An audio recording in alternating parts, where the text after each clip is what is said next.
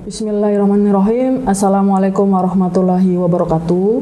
Salam sejahtera untuk kita semua. Pada kesempatan kali ini, perkenalkan saya Rosalia Dika Agustanti, dosen Fakultas Hukum UPN Veteran Jakarta.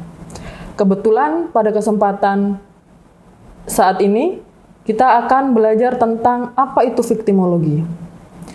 Jadi sebelum membahas lebih jauh, perlu kita ketahui apa itu pengertian viktimologi.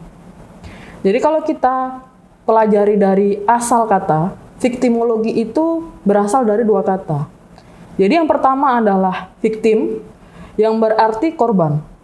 Sedangkan logi bisa kita artikan sebagai pengetahuan. Sehingga kalau misalkan kita gabung, berarti viktimologi adalah ilmu pengetahuan tentang korban. Selain viktimologi, terdapat beberapa bahasa. Jadi kalau misalkan kita tahu bahasa Latin, viktimologi itu asal katanya adalah victima. Selain bahasa Latin, juga ada bahasa Yunani yang berarti logos. Nah, jadi viktimologi, saya tekankan, yaitu ilmu pengetahuan tentang korban. Kemudian menurut Prof. Sahetapi, jadi viktimologi ini secara singkat adalah ilmu atau disiplin yang membahas permasalahan korban dalam segala aspek. Jadi korban apapun itu akan dibahas dalam viktimologi menurut Prof. Sahetapi. Sedangkan menurut Arif Gosita, bahwasannya viktimologi adalah suatu studi atau pengetahuan ilmiah yang mempelajari masalah pengorbanan kriminal sebagai suatu masalah manusia yang merupakan suatu kenyataan sosial. Jadi kalau misalkan kita hidup di dalam masyarakat, tentunya kita juga akan mengetahui apa itu kenyataan sosial. Siapa? Siapa korbannya? Siapa pelakunya? Nah, sedangkan kedudukan viktimologi itu sendiri sebagai ilmu baru.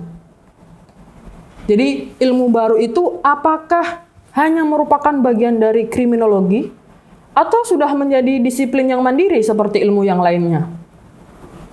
Nah, menurut Separovic, bahwasannya dasar pembedaan antara dia berdiri sendiri atau belum, itu terletak pada ruang lingkup kajian. Jadi, apa sebenarnya bentuk kajian viktimologi ini? Jadi apabila objek kajian viktimologi hanya korban akibat kejahatan saja, maka viktimologi hanya sebagian dari kajian masalah kejahatan dan sebagai akibatnya menjadi bagian dari kriminologi. Jadi kalau kita tahu ada namanya viktimologi, ada pula kriminologi. Dan satu di antara yang lain itu saling berhubungan.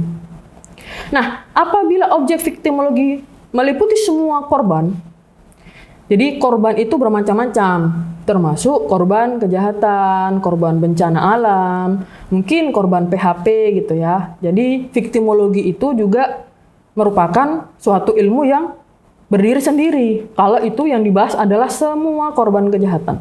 Baik kejahatan apapun itu, di mana dia dikatakan kejahatan, berarti itu termasuk kajian viktimologi. Dan hal itu didukung oleh Mandelson. Nah, ada lagi nih.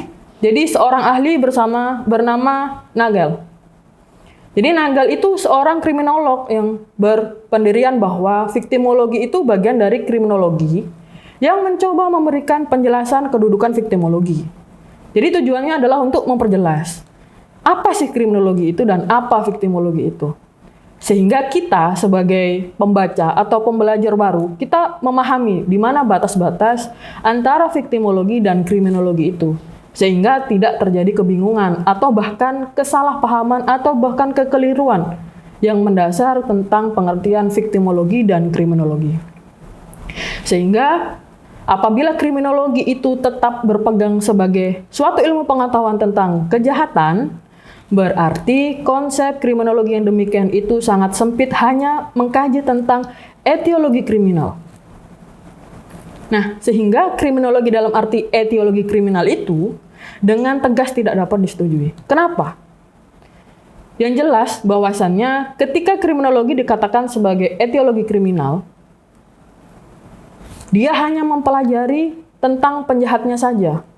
Jadi kalau misalkan ada tindak pidana kejahatan, Dalam kriminologi sebagai etiologi kriminal, yang dikaji hanya penjahatnya. Dia tidak mengetahui bagaimana korban, siapa korbannya, kenapa ada korban. Jadi memang semua tentang kejahatan atau penjahat itulah yang dibahas dalam kriminologi sebagai etiologi kriminal. Nah, tentunya kalau misalkan kita bandingkan dengan objek kriminologi yang tadi sudah kita bahas, jadi berdasarkan kenyataan, tentunya selain penjahat, tentu ada korban. Sehingga satu di antara yang lain itu juga saling berhubungan. Jadi tidak bisa kita hanya membahas pelakunya saja atau penjahatnya saja. Namun di samping lain adanya viktimologi, yaitu untuk mempelajari korban dari adanya tindak pidana itu sendiri.